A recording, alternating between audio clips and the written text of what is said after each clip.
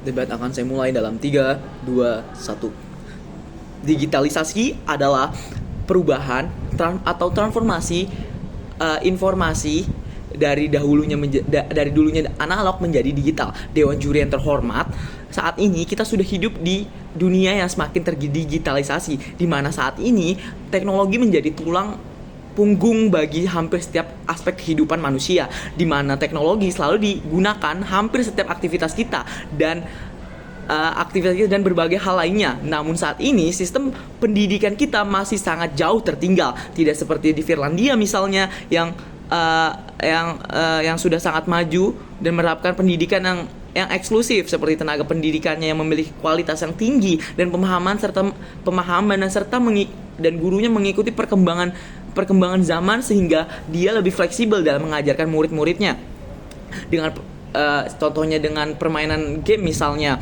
Sedangkan sistem pendidikan kita masih mempertahankan sistem metode konvensional yang sudah sangat tidak relevan dengan karakteristik perkembangan zaman pada generasi saat ini, bukan? Ini hanya akan menyebabkan stagnanisasi pada akhirnya Dewan Juri yang terhormat. Di era saat ini, kreativitas, critical thinking, problem solving, dan adaptabilitas menjadi keterampilan yang utama yang harus kita miliki untuk persaingan yang untuk mampu bersaing nantinya. Namun kurikulum kita saat ini seperti kurikulum 2013 misalnya, yang lebih berfokus pada hafalan dan ujian tertulis yang minim membangun pemikiran kritis mereka. Sementara itu video game telah berkembang menjadi media pembelajaran lebih efektif dibandingkan metode konvensional. Jika dahulu game hanya dianggap sebagai hiburan semata, dalam suatu saat ini justru video game mampu meningkatkan keterampilan kognitif, keterampilan sosial dan emosional anak. Oleh karena itu, mengintegritaskan video game ke dalam kurikulum bukan hanya sebuah ide atau hal yang harus dilakukan, tetapi juga sebuah keharusan demi meningkatkan kualitas pendidikan kita saat ini. Maka dari itu, kami memiliki 2 beban pembuktian utama. Pertama, mengapa video game dapat dijustifikasi sebagai alat pendidikan yang sah dan efektif. 2, mengapa penerapan MOS ini akan menciptakan lebih banyak dampak positif daripada dampak negatif. Masuk argumen saya yang pertama. Saya hanya memiliki argumen utama, yaitu mengapa video game sebagai alat pendidikan dapat dibenarkan. Baik pihak proposisi maupun pihak oposisi harus memahami bahwa tujuan utama dari pendidikan adalah untuk membangun keterampilan yang relevan dengan kebutuhan dunia modern, dunia kerja saat ini. Namun metode pembelajaran saat ini gagal untuk memenuhi hal tersebut.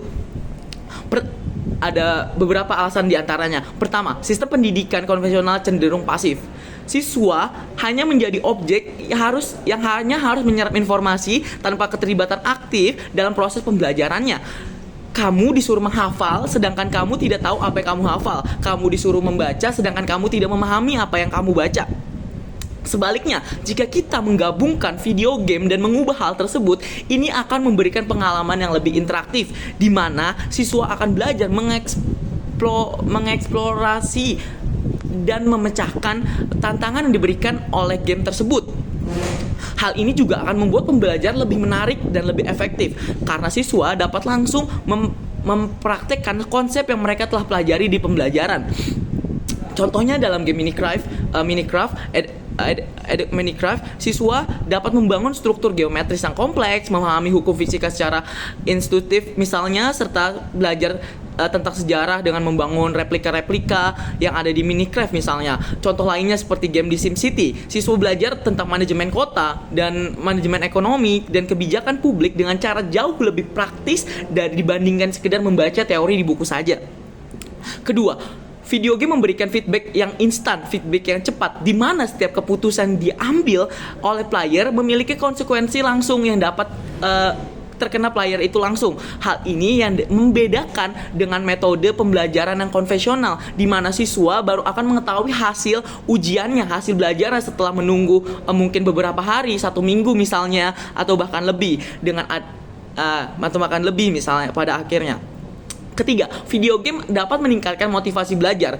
Dalam sistem pendidikan yang konvensional, siswa seringkali kehilangan minat karena tidak adanya hal yang membuat mereka semangat dalam pembelajaran, yang dimana itu akan membuat siswa merasa tertantang dan lebih menyenangkan. Namun dalam game terdapat sistem reward yang memberikan penghargaan bagi siswa yang menyelesaikan tugas atau mencapai pencapaian tertentu di dalam game tersebut. Pada akhirnya, hal ini nantinya akan mendorong siswa untuk terus berusaha dan meningkatkan keterampilan mereka tanpa memaksa mereka untuk menyerap informasi secara paksa, dan pada akhirnya mereka akan terus berusaha dan melakukan hal tersebut. Keempat, video game juga melatih keterampilan melalui fitur multiplayer, di mana siswa dapat bekerja sama dan mencapai tujuan bersama. Di sini kita akan belajar seperti teamwork, leadership, dan communication pada akhirnya, yang nantinya ini akan berguna untuk mereka di dunia pekerjaan nantinya. Dewan juri yang terhormat, semua manfaat ini hanya dapat ditemukan dalam skenario di tim proposisi. Di tim oposisi, mungkin mereka akan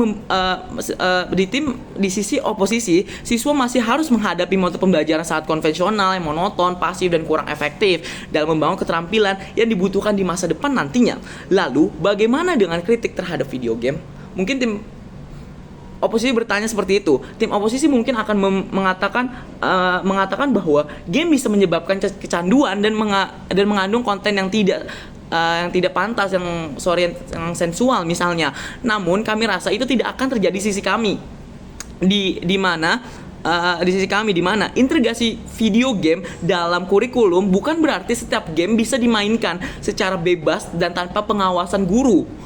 Justru, sistem ini memungkinkan sekolah untuk memilih dan menyesuaikan game apa yang dibutuhkan sih sama sekolah ini. Game yang benar-benar edukatif, yang bermanfaat, dan yang tentunya juga menerapkan sistem batasan waktu yang sesuai untuk mencegah hal-hal yang tidak diinginkan. Jika tim oposisi berargumen bahwa konvensi sudah cukup baik, maka mereka harus menjelaskan mengapa angka kejenuhan siswa tetap tinggi, mengapa daya saing lulusan masih rendah, dan mengapa sistem pendidikan kita gagal mendidikan individu yang inovatif bangga menjadi tim kota.